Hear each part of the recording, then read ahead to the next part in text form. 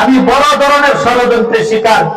আমি এই ষড়যন্ত্র থেকে যেন আল্লাহ আমাকে মুক্তি দান করেন, সকলের কাছে দোয়া চাই। আর যে যত ষড়যন্ত্রই করুক, আমি কোরআনের পক্ষে কথা বলবো, ইসলামের পক্ষে কথা বলবো, দ্বীনের পক্ষে কথা বলবো, দেশের পক্ষে কথা বলবো, মানবতার পক্ষে কথা বলবো। আমাকে ইনশাআল্লাহ ওই কথা বলা থেকে কেউ ফিরাতে পারবে না। আজকে আলেম ওলামাদেরকে নিয়ে যে ষড়যন্ত্র, আমাকে নিয়ে যে ষড়যন্ত্র, এই ষড়যন্ত্র থেকে আল্লাহ মুক্তি করবেন। আপনারা আমার জন্য দোয়া করবেন ইনশাআল্লাহ। আমি যেন দ্বীনের কথা মরণের আগ পর্যন্ত বলে যেতে পারি, ইসলামের কথা বলে যেতে পারি, আমি ধর্মের কথা বলে যেতে পারি। আজকে আমাকে ইসলামের কথা থেকে বিরত রাখার জন্য ষড়যন্ত্র হচ্ছে, এই ষড়যন্ত্র থেকে যেন আল্লাহ আমাকে হেফাজত করেন, সকলের কাছে দোয়া চাই। এখন আপনারা এখানে যারা আসছেন, আমি জানি আপনাদের অনেকের মা নাই, অনেকের বাবা নাই।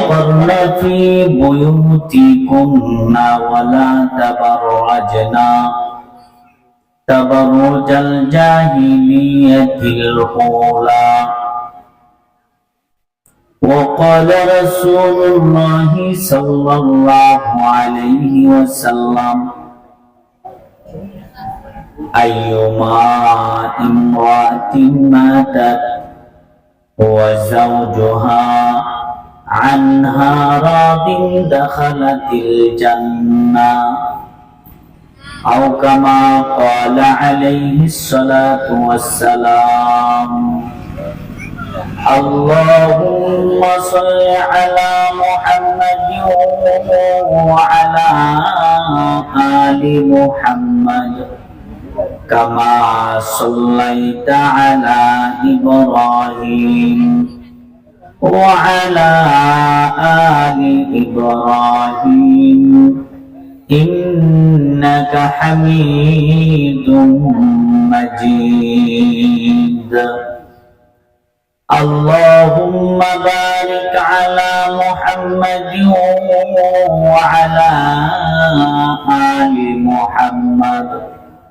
كما باركت على إبراهيم وعلى آل إبراهيم إنك حميد مجيد بلغ العلا بكماله كشف الدجى بجماله حسنت جميع خصاله صلوا عليه وآله आखुदावन देखे हंगामे सहेगा कर दे कौमे लो तेरा ज़ेरो ज़बान कर दे कौमे लो तेरा ज़ेरो ज़बान उस्ते सुल्तान हर चे खाद आपनाद आलो मेरा दुर्द में गिरा कुनाद आलो मेरा दुर्द में गिरा कुनाद अंत फीती हिला माता बुगल बना والمنايا كسرتنا فالوجل والمنايا كسرتنا بالوجل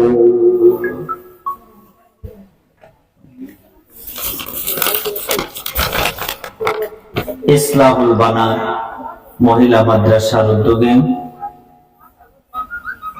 বার্ষিক ইসলামী মহাসম্মেলন।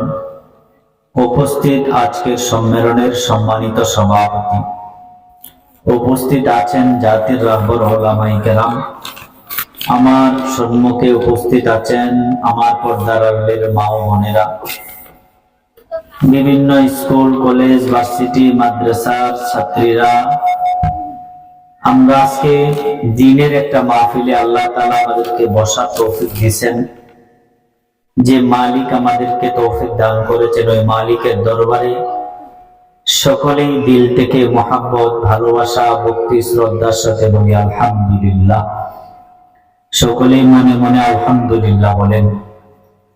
আল্লাহর রাসূল সাল্লাল্লাহু আলাইহি সাল্লাম এই মাহফিলটার অনেক ফজিলত বর্ণনা করেছেন।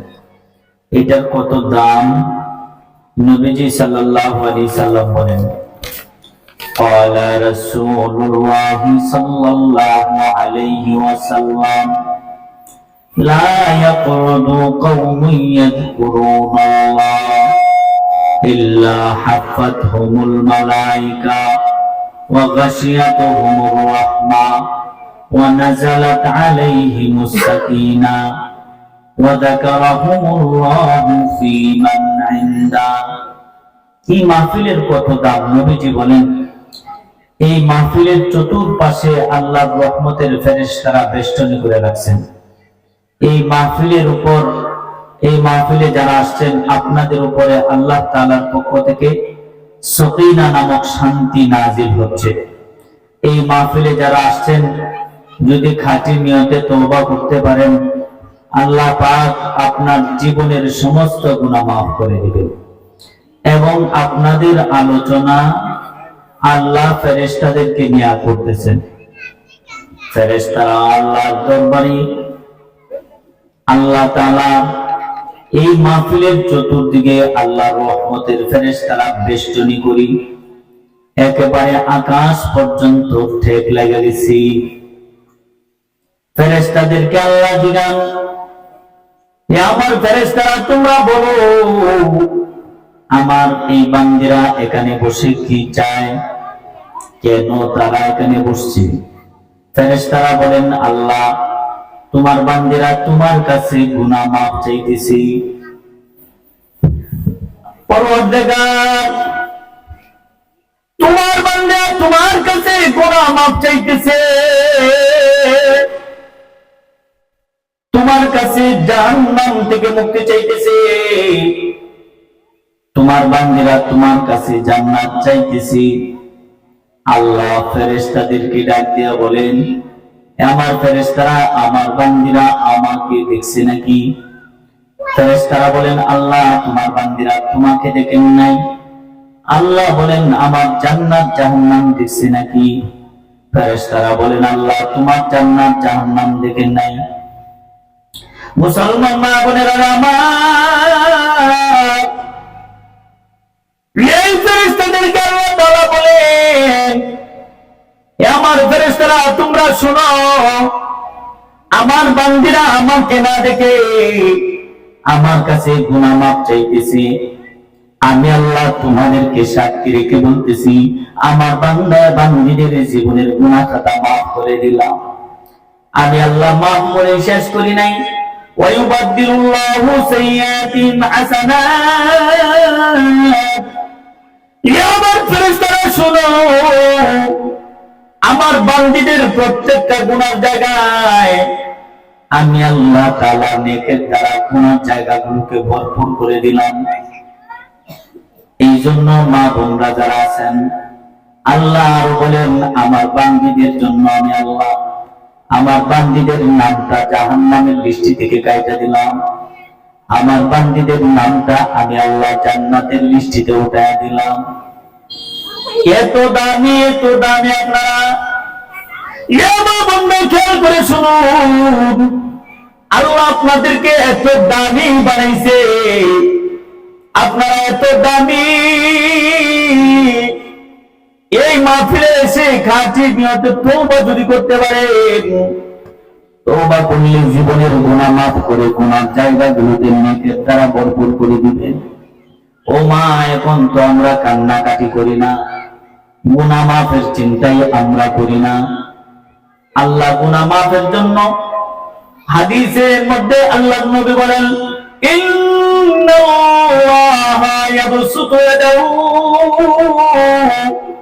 বিল-লাইলি লিয়াতুবা মাসিউম বিন-নাহার ওয়া ইন্নাল্লাহা ইয়াবসুতু ইয়াদাহু বিন-নাহার লিয়াতুবা মাসিউম বিল-লাইল।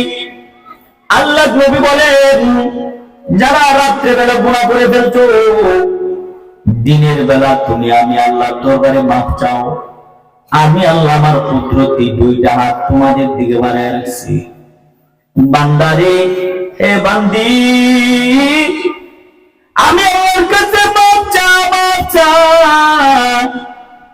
আমার কাছে যদি খাঁটি নিয়তে মাপ চাইতে পারো, আমার কাছে যদি তওবা করতে পারো রে বান্দা বান্দি, আমি আল্লাহ তোর রাত্রে বেলার গুনাহটা মাফ করে দিব। ওয়া ইন্নাল্লাহা ইয়াবসুতু ইয়াদাহু বিল-লাইলি লিয়াতুবা মাসিহুম বিন-নাহার। ইয়া বাকাল বলে শুনো, যারা দিনের বেলা গুনাহ করে ফেলছে, নামাজ ছেড়ে দিয়েছেন, পর্দা ছেড়ে দিয়েছেন, আল্লাহর হুকুমের বিরোধিতা করেছেন, নবীর তরিকার বিরোধিতা করেছেন, আল্লাহ তাআলা রাত্রে বেলা সন্ধ্যা সময় মাগরিবের নামাজের পরে আল্লাহ প্রথম আকাশের নিচে আইসা কুদরতি দুইটা হাত আপনাদের দিকে বাড়ায় রাখা আল্লাহ বলেন, এ আমার বান্দিরা, হে আমার বান্দারা, যারা দিনের বেলা গুনাহ করে ফেলছো, তোরা আমি আল্লাহর কাছে মাপ চা। আমি আল্লাহ সারা রাত আমার কুদরতি দুইটা তোদের দিকে বাড়ায় রাখছি। বান্দিরে, বান্দারে, আমার কাছে মাপ চা, চা, মাপ চা। যদি খাঁটি নিয়তে মাপ চাইতে পারস, তওবা করতে পারস রে বান্দি, আমি আল্লাহ তোদের জীবনের সব গুনাহ মাফ করে দিব। এই জন্য মায়া এই আলেমদের মজলিসে এসে যদি তওবা করতে পারেন, এবার খেয়াল করে শুধু খাঁটি নিয়তে তওবা করতে পারলে আল্লাহ জীবনের গুনাহ মাফ করে দিবেন। এখানে যারা আসছেন মায়া কিছু আমল নিয়ে যান। এই আমল গুলো হলো, আল্লাহ নবী বলেন, আল্লাহর কোন বান্দা বান্দি ফজরের নামাজের পরে যদি 3 বার কুল হুয়াল্লাহু আহাদ আল্লাহুস সামাদ লাম ইয়ালিদ ওয়া লাম ইউলাদ ওয়া লাম ইয়াকুল লাহু কুফুয়ান আহাদ, এই সূরা মাত্র 3 বার পড়বে, আল্লাহর কোন বান্দা বান্দি এই সূরাটা যদি 3 বার পড়তে পারে, আল্লাহ নবী বলেন, আল্লাহ তার আমল নামায় পুরা কোরআন শরীফটা একবার খতম করলে যে সওয়াব হয়, আল্লাহ তার আমল নামায় এক খতম কোরআন তেলাওয়াতের সওয়াব দিবেন। সুবহানাল্লাহ। এই জন্য ফজরের নামাজের পরে কোরআন শরীফ কমপক্ষে কোরআনের এই সূরাটা 3 বার পড়বেন। মায়ারি, আল্লাহ নবী আরো বলেন, আমার উম্মতের কোন নারী পুরুষ যদি ফজরের নামাজের পরে একবার পড়তে পারে ইয়াসিন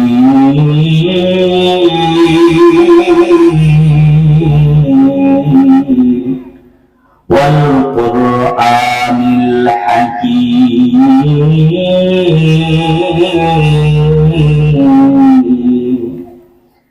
আল্লাহ নবী বলেন, এই সূরা ইয়াসিন সূরাটা আমার উম্মতের কোন নারী পুরুষ যদি সকালবেলা ফজরের নামাজের পরে মাত্র একবার পড়তে পারে, একবার সূরা ইয়াসিনটা পড়বে, আল্লাহ আপনার আমল নামা পুরা কোরআন শরীফটা 10 বার খতম করলে যে সওয়াব হয়, আল্লাহ আপনার আমল নামা 10 খতম কোরআন তেলাওয়াতের সওয়াব দান করবেন। মুসলমান মায়েরা, এই আমলগুলো আপনারা করবেন।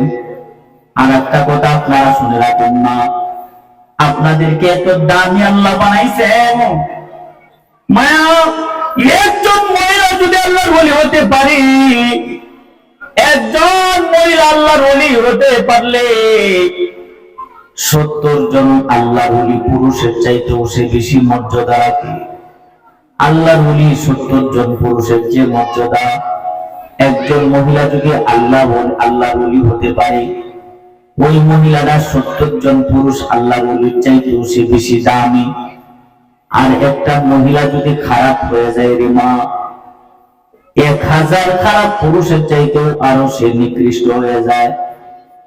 এই জন্য আল্লাহ রাসূল বলেন, আল্লাহ তোমাদেরকে দামি বানায় দুনিয়াতে বানাইছেন, কিন্তু তোমাদের অবস্থা কেমন ছিল জানো নাকি? নবীর একজন সাহাবীর নাম ছিল দাহিয়াতুল কলবি। দাহিয়াতুল কলবি রাদিয়াল্লাহু তাআলা ইসলাম ধর্ম গ্রহণ করার পরে আল্লাহর নবীর কাছে আয়েশা বলেন, ওগো পরওয়ার আল্লাহর নবী পয়গম্বর আরবি, আমি তো মুসলমান হয়েছি, আল্লাহর নবী গো ইসলাম ধর্ম গ্রহণ করার পরে আল্লাহ নাকি তার সব গুনাহ খাতা মাফ করে দেন, কালমা পড়ার পরে আল্লাহ জীবনের সব গুনাহ মাফ করে দেন। ও আল্লাহর নবী, আমি এমন একটা গুনাহ করছি যে গুনাহটা মনে হয় আমার জীবনেও কোনোদিন মাফ হবে না কোনোদিন। আল্লাহর নবীর কাছে দাইয়াতুল কলবি কান্দেন আর বলেন, হুজুর আমি অনেকগুলো কন্যা সন্তানকে জীবিত কবর দিছি, আল্লাহর নবী গো অনেকগুলো কন্যা সন্তানকে জীবিত কবর দিয়েছিলাম, হঠাৎ করে এমন একজন মেয়েকে আমি জীবিত কবর দিছি। আল্লাহর নবী ঘটনাটা শুনুন। দাহিয়াতুল কলবি নবীর দরবারে এসে কান্দেন আর বলেন, হুজুর আমি আমার বিবির গর্ভে বাচ্চা, 3-4 মাসের বাচ্চা, আমি বিদেশে সফরে চলে গেছিলাম, বিদেশে চলে গেছিলাম কাজ কাম করার জন্য, ব্যবসার কাজের জন্য।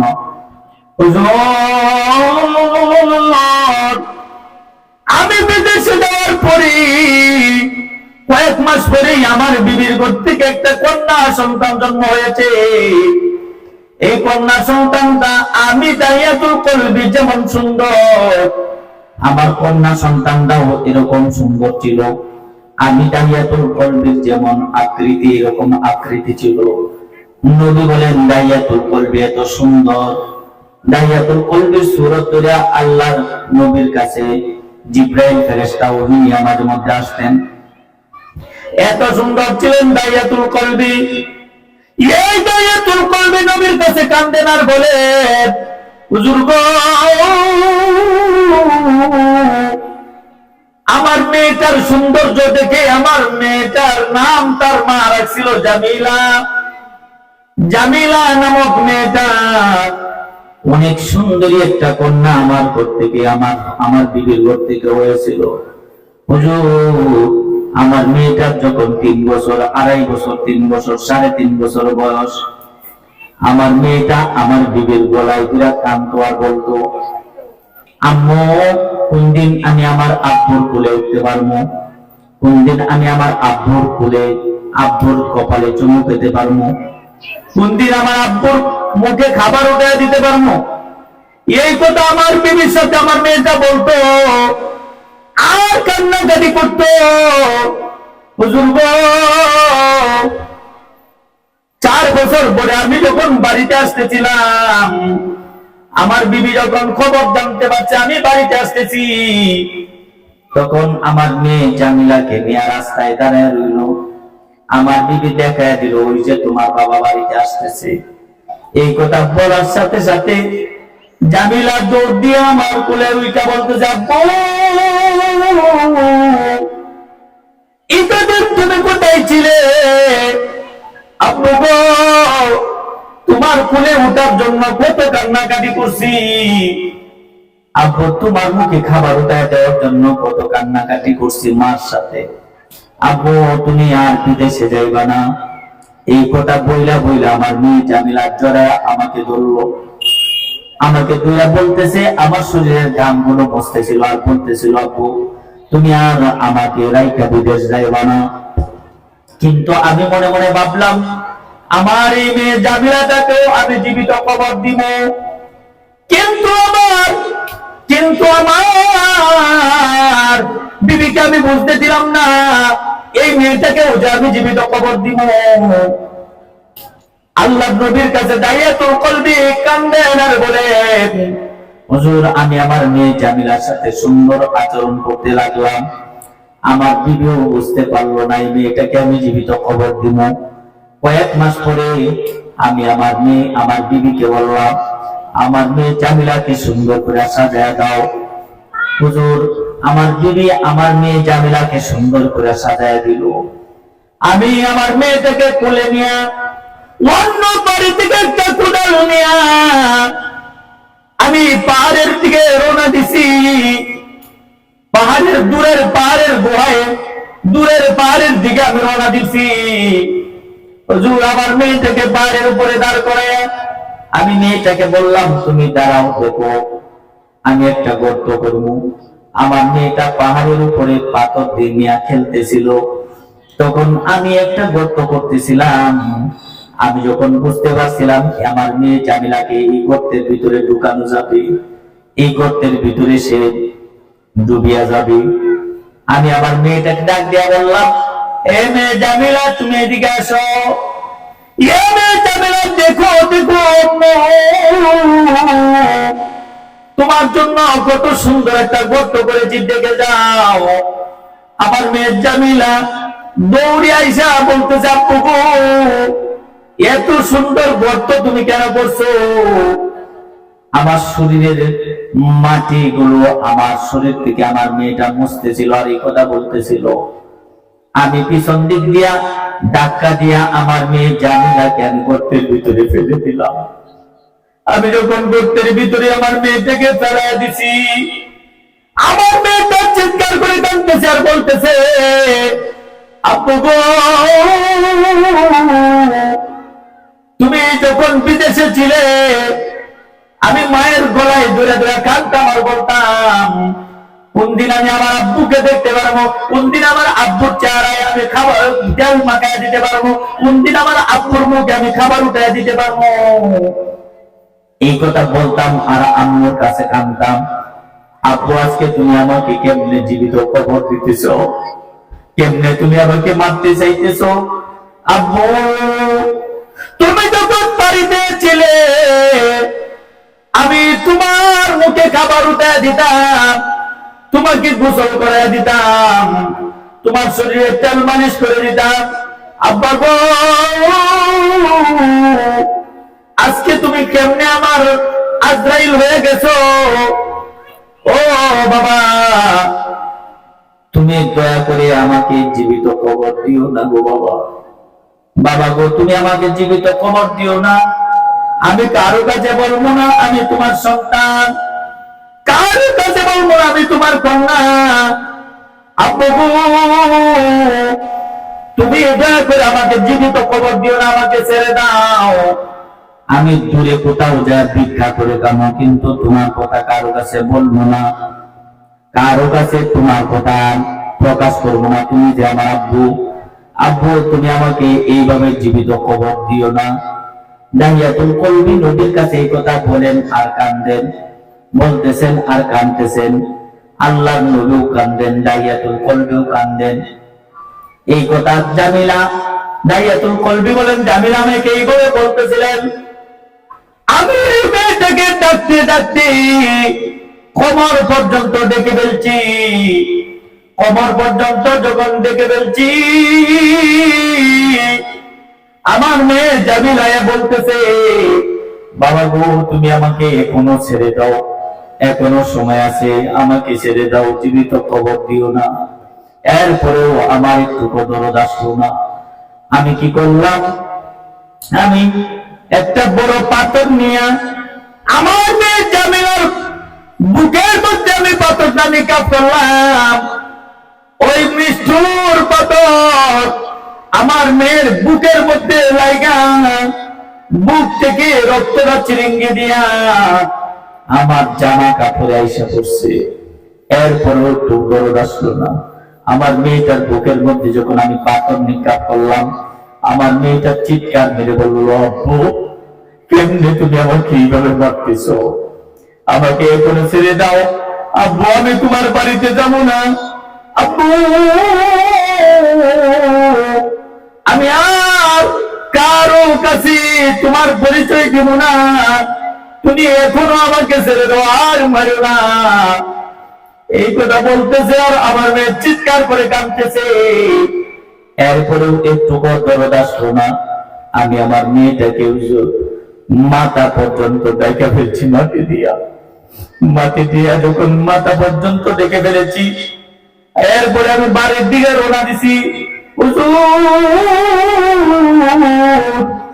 এক কদম যাই আবার পড়ে যাই, আবার উঠি, আবার যাই আবার পড়ে যাই। এইভাবে অনেক কষ্ট করে মেয়েটাকে জীবিত কবর দিয়া বাড়িতে আসছি। হুজুর, ঘুমাইতে পারি না, ঘুমাইলেই আমি দেখি আমার মেয়ে জামেলা আমাকে ডাকতেছে। হুজুর, আমার জীবনে আমি অনেকগুলো কন্যা সন্তানকে জীবিত কবর দিছি। আমার মনে হয় আমার আল্লাহ সব গুনাহ মাফ করতে পারেন কালমা পড়ার কারণে, কিন্তু আমার মনে হয় এই গুনাহটা আল্লাহ মাফ করবেন না। দাইয়াতুল কলবিও কান্দে, আল্লাহ নবীও কানলেন। আল্লাহ কোরআনে কারীমের আয়াত নাযিল করে জানা দিয়েছে, বিআইয়ি যামবিন কুতিলাত। এই তোমরা এই মেয়েদেরকে কোন অপরাধে জীবিত কবর দাও? কেন জীবিত কবর তোমরা দিতেছো? আল্লাহ নবী মুহাম্মদুর রাসূলুল্লাহ এসে মা বোনদেরকে মাটির নিচ থেকে ওঠায়া, আল্লাহ নবী আয়েশা, কোরআন আয়েশা, ইসলাম আয়েশা, মা বোনদেরকে এত মর্যাদা আল্লাহ তাআলা দান করেছেন ইসলামের মাধ্যমে, যে একজন আল্লাহর ওলি মহিলা যদি একজন আল্লাহর ওলি হতে পারে, 70 জন পুরুষ আল্লাহর ওলির চাইতে মর্যাদা তার বেশি। আপনারা ছিলেন মাটির নিচে, মাটির নিচ থেকে আল্লাহ ইসলাম ধর্মের মাধ্যমে, নবীর মাধ্যমে, কোরআনের মাধ্যমে আপনাদেরকে এত মর্যাদা দিবেন। আপনাদের রিকশা চালানোর দরকার নাই, মাটি কাটার দরকার নাই, রড লাগানোর দরকার নাই, আপনাদের কাজ কামের দরকার নাই। আপনাদের বরণ পোষণ করবে স্বামী, স্বামীর আগে আপনাদের বরণ পোষণ করবে আপনাদের মা বাবা, মা বাবা না থাকলে ভাই বেড়াদের আপনাদের বরণ পোষণ করবেন। আপনারা যখন বৃদ্ধা হয়ে যাবেন তখন আপনাদের ভরণ পোষণ করবে আপনাদের সন্তান, ছেলে মেয়ে। এই জন্য মায়া ইসলাম এসে আপনাদেরকে কত মর্যাদা দিচ্ছেন, কিন্তু এখন মহিলারা এই মর্যাদা বুঝে না। মায়া রে, এই মর্যাদা যদি বুঝতো তাহলে তারা কখনো নামাজ ছেড়ে দিত না। তারা যদি এই মর্যাদা বুঝতো তাহলে কখনো পর্দা ছাড়তো না। তারা যদি এই মর্যাদা বুঝতো কখনো আল্লাহর হুকুমের বিরোধিতা করতো না, স্বামীর নাফরমানি করতো না, নামাজ ছেড়ে দিত না, রোজা ছেড়ে দিত না, ধনী হইলে হজ যাকাত ছেড়ে দিত না, মিথ্যা কথা বলতো না, অহংকার করতো না, টাকাপুরি করতো না, গীবত করতো না, শেকায়ত করতো না, পরনিন্দা করতো না। এগুলো সব করে নিজের মর্যাদা নিজে বোঝে না। মায়া এই জন্য নিজের মর্যাদা নিজেই বুঝতে হবে। খেয়াল করে শুনে, আপনার আমল আপনার নিজেরই করতে হবে। নবীজি মুহাম্মদুর রাসূলুল্লাহ সাল্লাল্লাহু আলাইহি ওয়াসাল্লাম নিজের কন্যা ফাতিমাকে ডাক দিয়ে বলেন, ইয়া ফাতিমা আনকিজি নাফসাকি মিনান নার। এই ফাতিমা, তুমি তোমার নিজেকে জাহান্নামের আগুন থেকে বাঁচাও।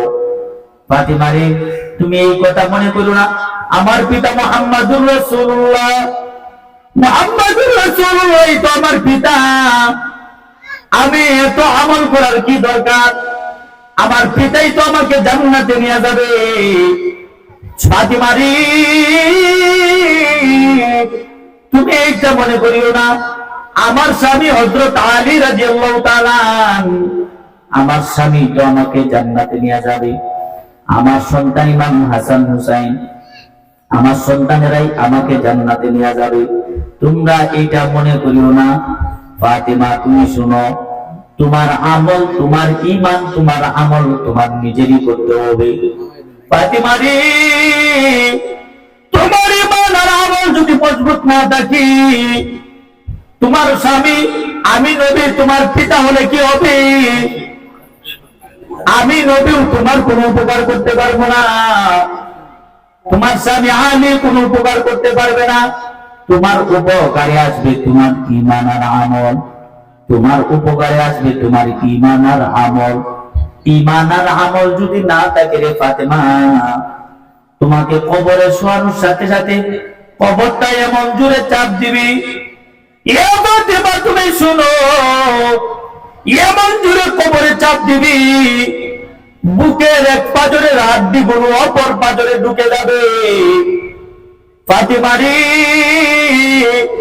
আর ঈমান আর আমল যদি মজবুত হয়ে যায় তাহলে কবরে শোয়ানোর সাথে সাথে আল্লাহু আকবার, ডান দিকে যতটুকু দৃষ্টি যায়, বাম দিকে যতটুকু দৃষ্টি যায়, এর চাইতে আরো বেশি কবরটা প্রশস্ত হয়ে যাবে। এই জন্য নবী মুহাম্মদুর রাসূলুল্লাহ কন্যা ফাতিমা মায়া ইন্তেকালের আগে স্বামীকে ডাক দিয়া বলেন, স্বামী গো, আজকে আমি যে অসুস্থ হয়েছি, আমার মনে হয় আমি আর বাঁচবো না। স্বামী গো, আজকের রাত্রে যদি আমি মারা যাই, আমার খবরটা যেন খনন করে হযরত আবু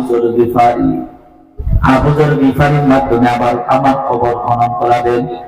রাত্রে বেলায় আপনি আমাকে গোসল দিবেন, রাত্রে বেলা অল্প মানুষের মাধ্যমে জানাজার নামাজ পড়াবেন, রাত্রে বেলায় আমাকে কাফন দাফন কাজ শেষ করে ফেলবেন।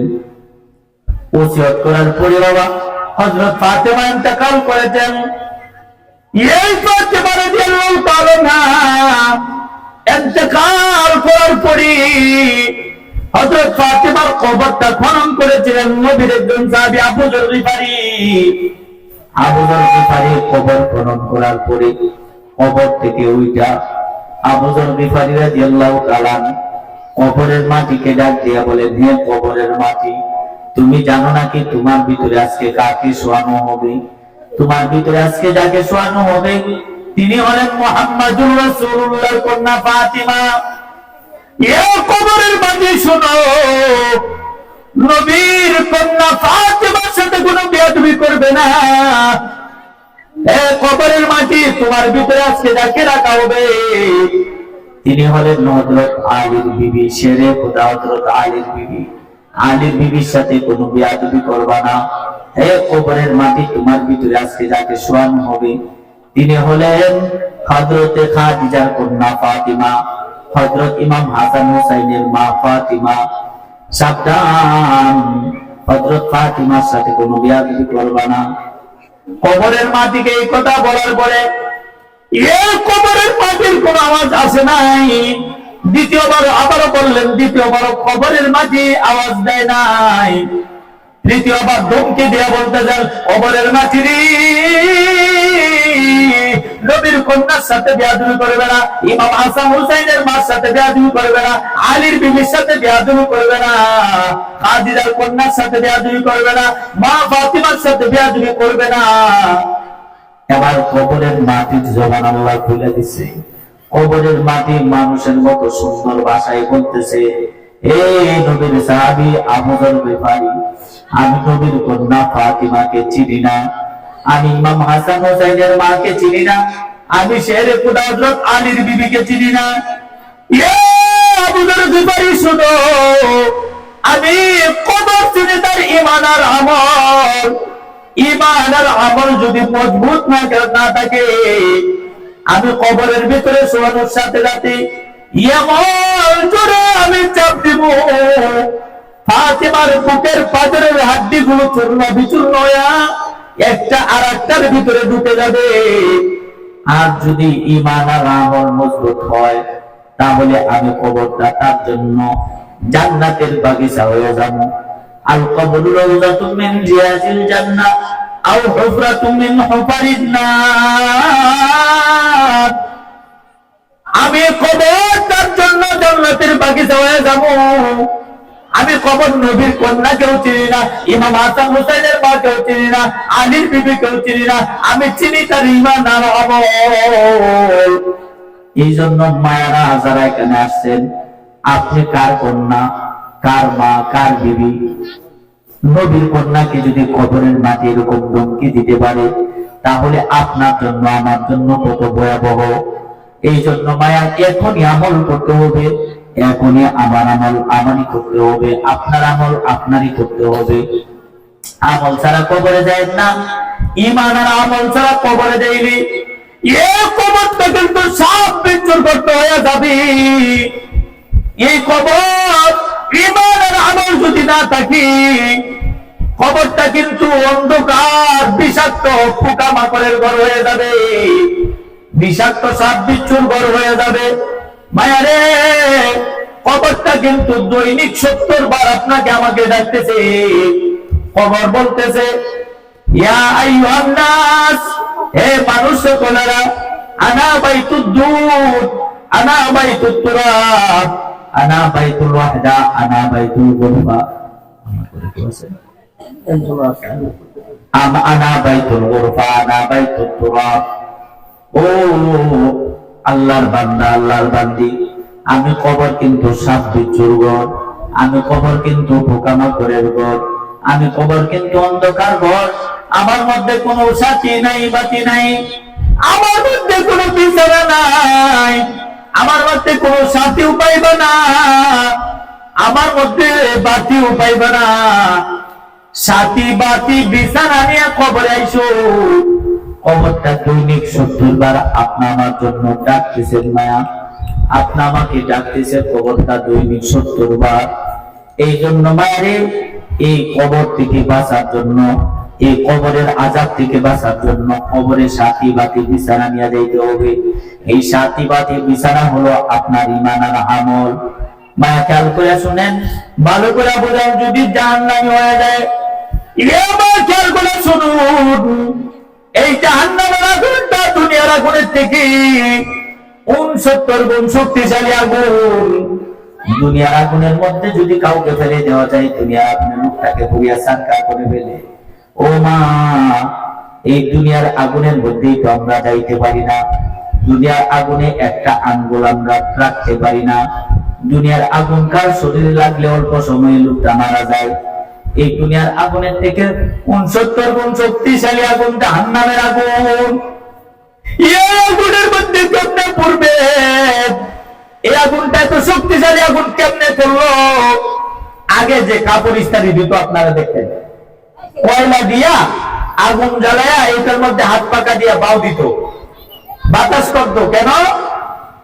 এই বাতাস এই জন্যই করতো যেন আগুনটা শক্তিশালী হয়। আল্লাহ জান্নাত ফেরেশতাদেরকে বললেন, জাহান্নামের আমার ফেরেশতারা শোনো, জাহান্নামের আগুনটাকে জ্বালায় রাখো। জাহান্নামের আগুনটাকে 1000 বছর জ্বালায় রাখছে না। 1000 বছর জ্বালায় রাখার পরে জাহান্নামের আগুনটা রং হয়ে গেল লাল, লাল রং ধারণ করলো।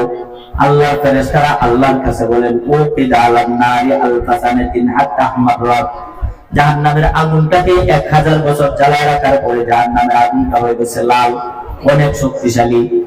আল্লাহর ফেরেশতারা বলেন, আল্লাহ, এই জাহান্নামের আগুনটাকে 1000 বছর জ্বালায় রাখছি, এখন আমরা কি করতে পারি? আল্লাহ বলেন, হয় নাই, হয় নাই, যাও আরো 1000 বছর জ্বালায় রাখো। 2000 বছর আল্লাহর ফেরেশতারা জাহান্নামের আগুনটাকে জ্বালায় রাখছে। 2000 বছর জ্বালায় রাখার পরে সুম্মা উকিদা আলাইহা হাত্তা বিয়াদ্দাত, আরো 1000 বছর জ্বালায় রাখার পরে জাহান্নামের আগুনটা রং হয়ে গেছে সাদা। ফেরেশতারা আল্লাহর কাছে বলেন, ওগো আল্লাহ, এই জাহান্নামের আগুনটাকে 2000 বছর জ্বালায় রাখছি, 2000 বছর জ্বালায় রাখার পরে জাহান্নামের আগুনটা রং হয়ে গেছে সাদা। আল্লাহ, এখন আমরা কি করব? আল্লাহ বলেন, হয় নাই, যাও আরো 1000 বছর জ্বালায় রাখো। 3000 বছর। সুম্মা উকিদা আলাইহা হাত্তা সাদ্দাত ফাহিয়া সাউদাউন মুসলিমা। আল্লাহ নবী বলেন, এই 3000 বছর জাহান্নামের আগুনটাকে জ্বালায় রাখার পরে এই আগুনটা দুনিয়ার আগুনের থেকে 69 গুণ শক্তিশালী হয়েছে, 69 গুণ মজবুত হয়েছে। 3000 বছর জ্বালায় রাখার পরে আগুনটা রং হয়ে গেছে কালা ঘুর অন্ধকার। এই আগুনটা ঘুর অন্ধকার হওয়ার পরে আল্লাহু আকবার, এবার ফেরেশতারা আল্লাহর কাছে বলেন, আল্লাহ, 3000 বছর জ্বালায় রাখছি, এখন এই আগুনটা রং হয়ে গেল কালো। দুনিয়ার আগুন যত জ্বালাবে তত আলো হয়, যতই জ্বালায় ততই আলোকিত হয়, কিন্তু জাহান্নামের আগুনটা যত জ্বালাবে তত অন্ধকার হবে। এটা অন্ধকার আগুন। এই আগুনের মধ্যে কেমনে পড়বে মায়া? এই আগুনের মধ্যে জাহান্নামী বেনামাজি বেপরদাশীল নারীকে ফেলে দিবে। ফলে যাওয়ার পরে জাহান্নামের আগুন দিয়া পুরাটা শরীর পুড়বে। একবার পূর্বে আবার নতুন চামড়া লাগাবে, আবার পূর্বে আবার নতুন চামড়া লাগাবে। এইভাবে দৈনিক 70,000 বার পূর্বে, 70,000 বার নতুন চামড়া লাগাবে। মায়া এই জাহান্নামের আগুনে কেমনে থাকবেন? মায়ারে খেয়াল করে শুনেন, এই জাহান্নামের আগুন থেকে যদি না বাঁচেন উপায় হবে না। এই জাহান্নামের আগুনে যখন ফুটতে থাকবে, আল্লাহর কোরআনে আল্লাহ বলেন, নারুল্লাহিল মুকাদা আল্লাতী তাত্তালিউ আলাল আফিদা ইন্না আলাইহিম মুসাদা ফি আমাদিন মুমাদ্দাদা। এই জাহান্নামের আগুনটা কলিজায় আঘাত করবে। দুনিয়ার আগুন কারো শরীরে লেগে গেলে শরীরের চামড়াটা পুড়ে যায়, কণ্ঠনালী শ্বাসনালী পুড়ে যায়, লোকটা মারা যায়। কিন্তু জাহান্নামের আগুনটা প্রথমেই আঘাত করবে কলিজায়, কিন্তু এরপরেও লোকটা মরবে না রে মায়া। এই আগুনের মধ্যে কেমনে পড়বেন? আগুনের মধ্যে ফেলে দেওয়া হবে এক একজন জাহান্নামীকে। এক একজন জাহান্নামের শরীরের চামড়াটা 42 গজ মোটা হবে, 42 গজ। এই ছোট মোটো মানুষের জাহান্নামের আগুনে ফেলবে না, 42 গজ মোটা বানায়া জাহান্নামীদেরকে জাহান্নামে ফেলবে। এবার খেয়াল করে শুনুন, এক একটা দাঁত হবে উহুদ পাহাড়ের মতো বড়, এক একটা দাঁত হবে উহুদ পাহাড়ের মতো বড়। এত বড় এক একটা দাঁত হবে মায়া। জাহান্নামীদের শরীরে এই যে উড়াতটা আছে, উড়া, এই উড়া বাবা, এই উড়াতটা হবে পাইজা পাহাড়ের মতো বড়। এত বড় মানুষ বানায় জাহান্নামের আগুনে ফেলবে। জাহান্নামের আগুন দিয়া শরীরটা পুড়িয়া সারকার হয়ে যাবে। আবার নতুন চামড়া লাগাবে, আবার পূর্বে আবার নতুন চামড়া লাগাবে। এবার আল্লাহ তাআলা জাহান্নামীদেরকে বেনামাজি, বেরোজগার, যারা বেঈমান, তাদেরকে ওই জাহান্নামের মধ্যে ফেলানোর পরে আল্লাহু আকবার, এমন একটা অবস্থা তাদের হবে, তাদের পেটের ভিতরে ক্ষুধার যন্ত্রণা দিয়ে দেওয়া হবে। ক্ষুধার যন্ত্রণার কারণে, ক্ষুধার তাড়নায় আল্লাহর কাছে বলবেন, আল্লাহ এই যে জাহান্নামের আগুন দেওয়া যত কষ্ট হইতেছে, জাহান্নামের আগুনে জ্বলতেছে যত কষ্ট হইতেছে, আল্লাহ এর চাইতেও আরো বেশি কষ্ট হইতেছে। আল্লাহ এর চাইতেও আরো বেশি কষ্ট হইতেছে ক্ষুধার যন্ত্রণায়। আল্লাহ আমাকে ক্ষুধার যন্ত্রণা থেকে নিবারণ করো, ক্ষুধার যন্ত্রণা থেকে বাঁচাও। এরপরে জাহান্নামীকে জাকুম নামে কাঁটাযুক্ত ফল দেওয়া হবে। জাকুম নামে কাঁটাযুক্ত ফল, এই ফলটা মুখের ভিতরে দিবে। এবার বলাই যায় কাঁটাযুক্ত ফলটা বাঁচবে। এবার যে চিৎকার করে কাঁদবে আর বলবে, আল্লাহ গো, আরেকবার দুনিয়াতে যদি বানাইতা, তাহলে আল্লাহ আরেকবার পাঠাইলি, আল্লাহ আরেকবার দুনিয়াতে যাইলে আমি এক মুহূর্ত তোমার হুকুমের বিরোধিতা করতাম না, আমি এক ওয়াক্ত নামাজ ছাড়তাম না, পর্দার বাইরে চলতাম না। এইভাবে ওই জাহান্নামীর আল্লাহর কাছে কান্নাকাটি করবে, আল্লাহ দয়া করে তুমি আমাকে আরেকবার পাঠাও। কিন্তু কোনো আওয়াজ আসবে না। এবার আল্লাহর কাছে বলবেন, ইয়া লাইতানি কুনতু তুরাবা, আল্লাহ তুমি আমাকে মাটি বানায় লাও, আল্লাহ তুমি আমাকে মেরে ফেলো, হত্যা করে ফেলো, মাটি বানিয়ে ফেলো, কিন্তু তার মরণ হবে না রে মায়া। এবার জাহান্নামে, ওই জাহান্নামীদের গলায় যখন জাকুম নামে কাঁটাযুক্ত ফলটা বাজবে, এবার আল্লাহর কাছে বললেন, আল্লাহ এই ফলটা গলায় কাঁটাযুক্ত ফলটা গলায় বাজছে, এটা ভয়াবহ এক অবস্থা। ও পরওয়ারদিগার, তুমি একটু পানি দাও, পানি। এবার এমন রক্ত ফুস, দুর্গন্ধযুক্ত রক্ত ফুস ওই জাহান্নামীকে পান করার জন্য দেওয়া হবে রে মায়া। এই দুর্গন্ধযুক্ত রক্ত ফুসটা সে মুখের মধ্যে দিবে। গলার কাঁটাযুক্ত ফল ছুটানোর জন্য মুখের মধ্যে দেওয়ার সাথে সাথে গালের গোস্ত গুলো কইসা কইসা পড়ে যেতে থাকবে। উপরের ঠোঁটটা মাথার উপরে উঠে যাবে, নিচের ঠোঁটটা নাভির নিচে নামে যাবে। এরপরেও সেই ওই দুর্গন্ধ পচা গরম রক্ত ফুসদা সে ফালবে না, পেটের ভিতরে দিবে মায়া, গলাটা ফুরিয়া সরকার হয়ে যাবে, পেটের ভিতরে রক্ত ফুসদা যায়, পেটের নারী পুরীগুলোকে ফেসে চুরমার করে ফেলবে। এই নারী পুরীর পিছনে রাস্তা দিয়ে বের হয়ে যাবে, চতুর্দিকে সে ঘুরতে থাকবে আর বলবে ইয়া লাইতানি কুনতু তুরাবা। আল্লাহ মাটি বেড়া দিল, আর সহ্য হয় না। এইভাবে জাহান্নামীদেরকে শাস্তি দিতেই থাকবে, দিতেই থাকবে, দিতেই থাকবে। এই জন্য মা বোনরা যারা আসছেন, আজকে থেকেই নিয়ত করে ফেলুন, এক ওয়াক্ত নামাজ ছাড়বো না, এক পয়সা হারাম খাবো না, সুদ খাবো না, ঘুষ খাবো না, দুর্নীতি করবো না, বেপরদা মতো চলবো না, আল্লাহ স্বামীর নাফরমানি করবো না, স্বামীর মনে কষ্ট দিব না, আমি কোনোদিন শ্বশুর শাশুড়িকে কষ্ট দিব না, আমার সন্তানদেরকে দিনের শিক্ষায় শিক্ষিত করবো।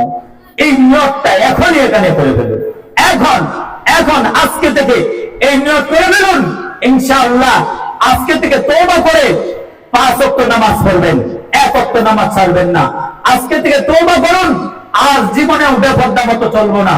আজকে থেকে তওবা করুন, আর একদিনও কোরআন তেলাওয়াত বাদ দিব না। কোরআন তেলাওয়াত করবেন আর আল্লাহর দরবারে তওবা তাসবিহ করবেন, কান্নাকাটি করবেন। সন্তান ভালো হবে, সন্তান ভালো হওয়ার জন্য মার নফল নামাজ পড়ে আল্লাহর দরবারে কান্নাকাটি করা উচিত। আজকে আমাদের সন্তান ভালো হইতে চায় না, ভালো হয় না, কারণটা কি? মা বাবা সন্তানের জন্য কয়দিন আল্লাহর দরবারে তাহাজ্জুদের নামাজ পড়ে কোরআন তেলাওয়াত করে কাঁদছে, কয়দিন ইশরাকের নামাজ পড়ে সন্তানের জন্য কান্নাকাটি করছে। এই কারণেই তো আজকে আমাদের সন্তানগুলো নেককার হয় না।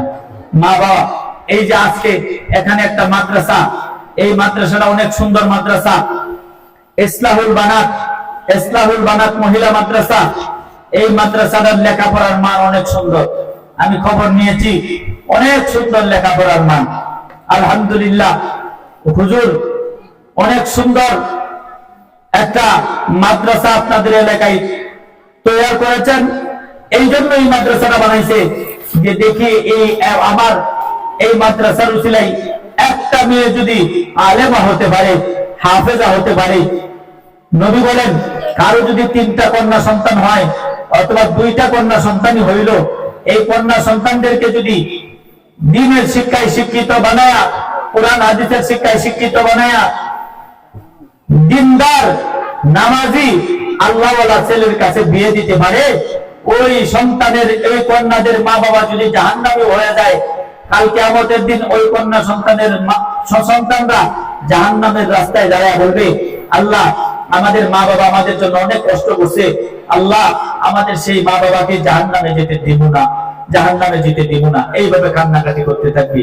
তখন আল্লাহ বলবে, এই মেয়েরা, তোমরা রে, তোমার মা বাবা অনেক কষ্ট করে লালন পালন করছে, তোমরা জাহান্নামের রাস্তায় দাঁড়ায়া তোমরা বলতেছ জাহান্নামে যাইতে দিবে না তোমাদের মা বাবাকে। যা, ও মেয়েরা, আমি আল্লাহ তোমাদের সুপারিশ কবুল করলাম, তোমরা চাও। এবার মেয়েরা বলবে, আল্লাহ আমার মা বাবাকে জান্নাতে দাও, আমার দাদা দাদিকে জান্নাতে দাও, নানা নানিকে জান্নাতে দাও, চাচা চাচাদেরকে জান্নাতে দাও। এইভাবে ওই মেয়েরা কালকে আমাদের দিন সুপারিশ করে মা বাবা সহ, দাদা দাদি, নানা নানি সহ শত শত জাহান্নামীকে সুপারিশ করে ওই মেয়েরা আল্লাহর জান্নাতে নিয়ে যাবে। এই জন্য মা বোনরা যারা আছেন, আপনাদের এই এলাকায় একটা এত সুন্দর মাদ্রাসা হয়েছে, যে মাদ্রাসার লেখাপড়ার মান অনেক সুন্দর, ইসলাহুল বানাত মহিলা মাদ্রাসা। এই মহিলা মাদ্রাসার লেখাপড়ার মান অনেক ভালো। আপনারা ওই মাদ্রাসায় আপনাদের মেয়েদেরকে দিবেন। আর আমি আপনাদের জন্য কাছে দোয়া চাই, আমি বড় ধরনের, আমি আপনাদের কাছে একটা দোয়া চাই, আমি বড় ধরনের ষড়যন্ত্রের শিকার, আমি এই ষড়যন্ত্র থেকে যেন আল্লাহ আমাকে মুক্তি দান করেন, সকলের কাছে দোয়া চাই।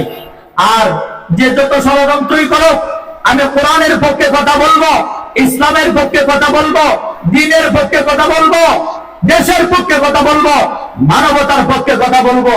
আমাকে ইনশাআল্লাহ ওই কথা বলা থেকে কেউ ফিরাতে পারবে না। আজকে আলেম ওলামাদেরকে নিয়ে যে ষড়যন্ত্র, আমাকে নিয়ে যে ষড়যন্ত্র, এই ষড়যন্ত্র থেকে আল্লাহ মুক্তি করবেন। আপনারা আমার জন্য দোয়া করবেন ইনশাআল্লাহ। আমি আমি যেন দ্বীনের কথা মরণের আগ পর্যন্ত বলে যেতে পারি, ইসলামের কথা বলে যেতে পারি, আমি ধর্মের কথা বলে যেতে পারি। আজকে আমাকে ইসলামের কথা থেকে বিরত রাখার জন্য ষড়যন্ত্র হচ্ছে, এই ষড়যন্ত্র থেকে যেন আল্লাহ আমাকে হেফাজত করেন, সকলের কাছে দোয়া চাই। এখন আপনারা এখানে যারা আসছেন, আমি জানি আপনাদের অনেকের মা নাই, অনেকের বাবা নাই, অনেকের দাদা দাদি নাই, অনেকের সন্তান কথা মানে না। আমি গত কিছুদিন আগে উমরা হজ করে এসেছি, আমি আপনাদের জন্য দোয়া করব। আজকে আপনারা এখানে যারা আসছেন, আপনাদের মার নামে, বাবার নামে, দাদা দাদির নামে, সন্তানের নামে আজকে দোয়া করব। যে যা পারেন আল্লাহ তাআলাকে খুশি করার জন্য। আল্লাহ বলেন, আমি আল্লাহ যত বড়,